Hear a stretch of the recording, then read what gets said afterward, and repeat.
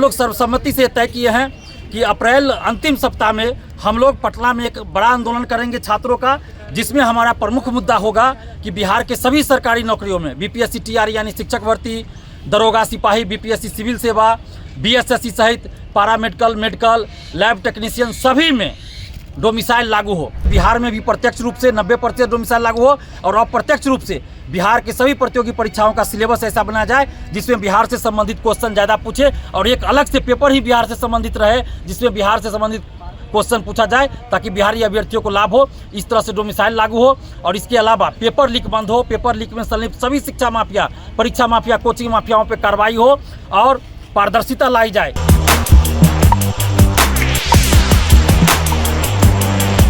Domicile लागू करो, बिहार में डोमिसाइल लागू करो,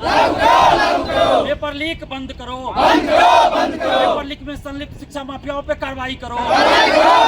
कोचिंग माफियाओं पे कार्रवाई करो, बिहार के सभी सरकारी नौकरियों में पारदर्शिता लाना होगा, पेपर लीक बंद करो, कोचिंग माफिया हाय हाय, बिहार के सभी सरकारी नौकरियों में पारदर्शिता लाना होगा, सभी सरकारी नौकरियों में डोमिसाइल लागू करो, सभी सरकारी नौकरियों में बिहार में डोमिसाइल लागू करो। वीडियो थोड़ा उठाइएगा, पीछे भी है लोग। आज बिहार के सभी जिलों से स्टूडेंट्स गांधी मैदान पहुंचे हैं और एक मीटिंग हुई है बिहार में डोमिसाइल लागू करने को लेकर, पारदर्शिता लाने के लिए और पेपर लीक बंद करने और पेपर लीक में संलिप्त सभी शिक्षा माफिया, कोचिंग माफियाओं पर कार्रवाई हो, फर्जीवाड़ा बंद हो। इन सभी मुद्दों को लेकर एक मीटिंग हुई है और हम लोग सर्वसम्मति से तय किए हैं कि अप्रैल अंतिम सप्ताह में हम लोग पटना में एक बड़ा आंदोलन करेंगे छात्रों का, जिसमें हमारा प्रमुख मुद्दा होगा कि बिहार के सभी सरकारी नौकरियों में बीपीएससी टीआरई यानी शिक्षक भर्ती, दरोगा सिपाही, बीपीएससी सिविल सेवा, बीएसएससी सहित पैरामेडिकल, मेडिकल, लैब टेक्नीशियन सभी में डोमिसाइल लागू हो और 90% डोमिसाइल लागू हो और प्राइमरी एजुकेशन में 100% डोमिसाइल लागू हो, क्योंकि प्राइमरी एजुकेशन